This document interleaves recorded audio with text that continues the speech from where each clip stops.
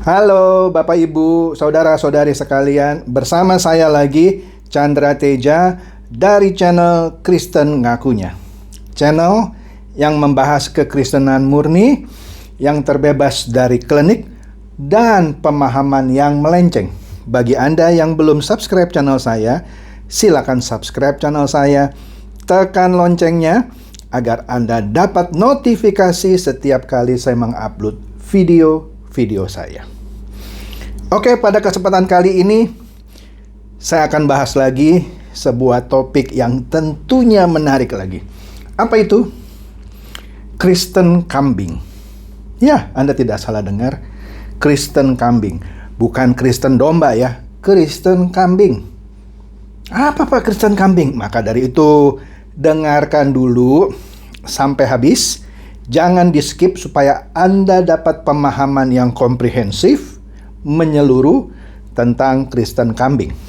Begini, tanpa kita sadari bahwa iming-iming dijaminnya orang Kristen masuk surga ternyata adalah iming-iming yang paling banyak disodorkan oleh kekristenan modern yang sudah diencerkan.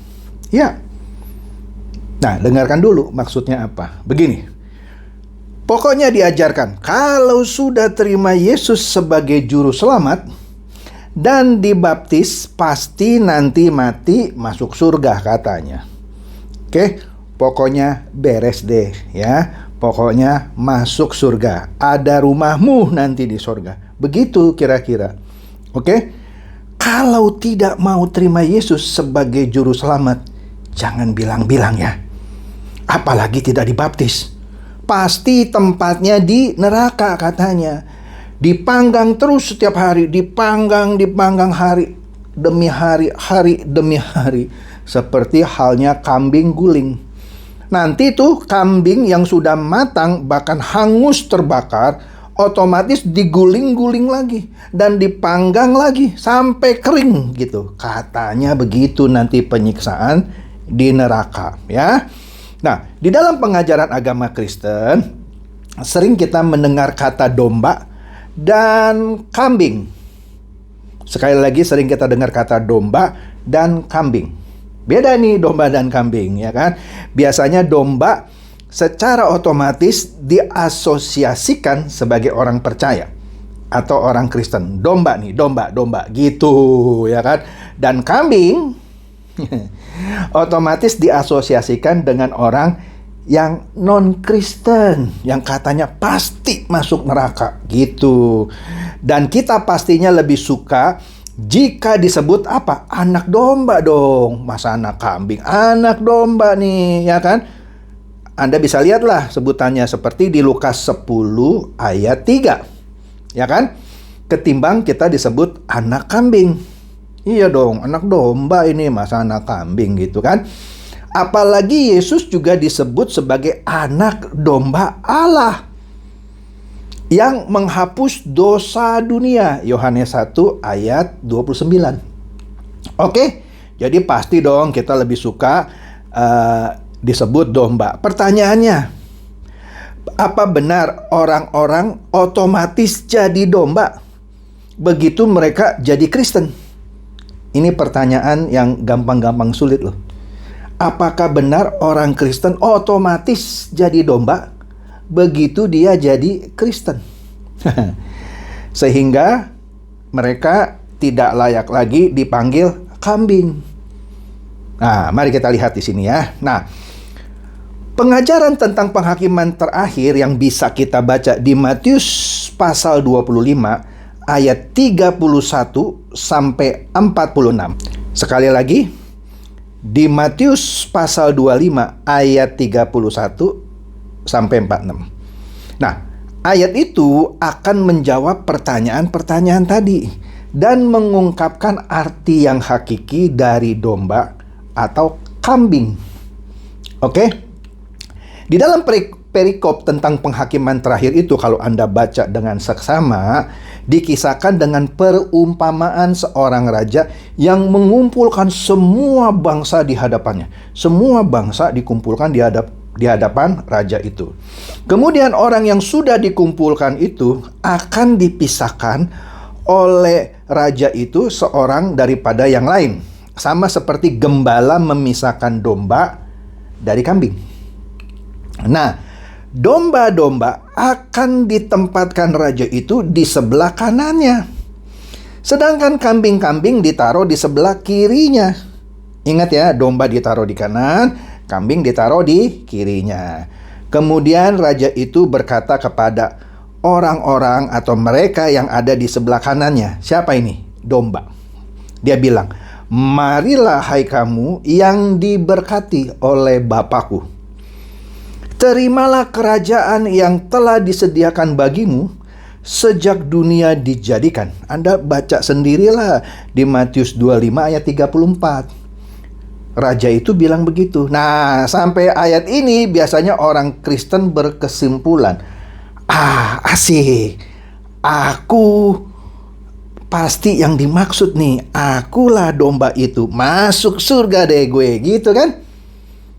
Nanti dulu ya, nanti dulu. Kita baca ya ayatnya sampai habis, maka kita akan tahu bahwa domba yang dimaksud oleh raja itu dijelaskan dengan detail. Apa kriterianya domba itu? Yaitu mereka yang memberi makan, minum, tumpangan, pakaian, lawatan, dan kunjungan kepada mereka yang paling hina. Dengan kata lain, segala sesuatu yang dilakukan oleh orang-orang yang di sebelah kanan raja ini yang disebut domba, itu dilakukan untuk salah seorang saudara raja yang paling hina, maka itu sebenarnya mereka melakukan untuk raja itu. Jadi meskipun dia lakukan untuk orang yang hina, yang orang sedang berkesusahan lah sebut saja, dianggap dia melakukannya untuk sang raja. Bisa dilihat di Matius 25 ayat 40. Disebutkan di situ, oke? Nah, inilah yang dianggap domba yang ada di sebelah kanan raja. Oke, nah sedangkan si kambing nih. Si kambing yang di sebelah kiri raja. Itu adalah sebaliknya. Yaitu mereka yang tidak melakukan segala sesuatu untuk salah seorang yang paling hina. Mereka sebenarnya juga tidak melakukannya untuk raja itu. Anda bisa baca di Matius pasal 25 ayat 45. Di ayat 46 ditegaskan bahwa penghakiman terakhir raja itu untuk kambing pasti ke neraka. Pasti ke neraka. Baca. Sedangkan yang domba pasti ke surga. Yang domba yang di sebelah kanan pasti ke surga. Setelah membaca perikop ini secara lengkap, Anda pasti bisa menilai diri Anda sendiri. Apakah Anda sudah jadi domba? Ataukah Anda masih jadi kambing? Oke? Jadi dengan kata lain, Anda jadi Kristen tidak otomatis jadi domba kan? Setelah membaca perikop ini dong. Kan jelas yang jadi domba yang menolong sesamanya yang hina tanpa pamrih, dikasih makan, minum, tumpangan, lawatan, dan lain-lain. Yang mana dia lakukan itu dianggap juga melakukannya untuk sang raja. Sedangkan yang kambing, cuek gitu. Orang susah nggak ditolong gitu ya. Ya macam-macam lah. Dianggap kambing, nggak peduli dia Kristen kayak bukan Kristen, kambing loh gitu. Sedangkan yang ini domba. Oke? Nah, jadi Anda bisa nilai diri Anda sendiri. Anda sudah jadi domba, apa masih kambing? Sudah mulai nangkap ya?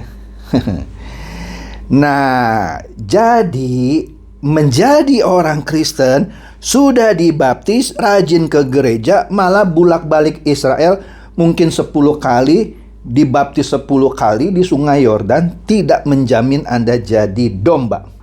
Anda mungkin tetap jadi kambing. Hati-hati. Baca lagi perikop itu secara utuh. Oke? Jadi dengan kata lain, menjadi orang Kristen, memberi diri dibaptis tidak otomatis membuat Anda jadi domba. Perlu usaha untuk jadi domba. Tidak otomatis coy. Oke, pertanyaannya, apakah Anda sekarang seorang Kristen kambing? Apakah Kristen domba? Kalau Anda masing Kristen kambing, apakah Anda masing tetap tidak mau peduli dengan kesusahan orang-orang yang sedang susah dan sedang tidak beruntung? Maunya dapat berkat terus, doa minta berkat terus sampai Tuhan, tetapi tidak mau berbagi berkat kepada orang yang sudah susah. Padahal dia bisa membagi berkat kepada orang yang sedang berkesusahan, ya, yang benar-benar membutuhkan. Nah, jika Anda hal seperti ini, meskipun Anda Kristen, maka Anda Kristen kambing. Tetap mau ngaku punya hak di kerajaan surga? Jangan mimpi, coy. Ya, ayatnya bilang, lu kambing. Nah, untuk jadi domba, ya, baca lagi perikopnya. Apa? Supaya Anda dianggap sebagai domba, ya. Astaga. Saya pernah jadi Kristen setengah kambing, setengah domba. Yang kadang-kadang nggak peduli dengan kesusahan orang lain, ya kan? Tetapi untungnya kebenaran sudah memerdekakan saya. Saya mau setiap hari terus disempurnakan menjadi Kristen domba. Saya mau jadi Kristen domba asli. Oke? Semoga ini mencerahkan Anda semua. Silahkan share video saya ini kepada teman-teman, sahabat atau kerabat, supaya mereka semua juga boleh tercerahkan. Shalom.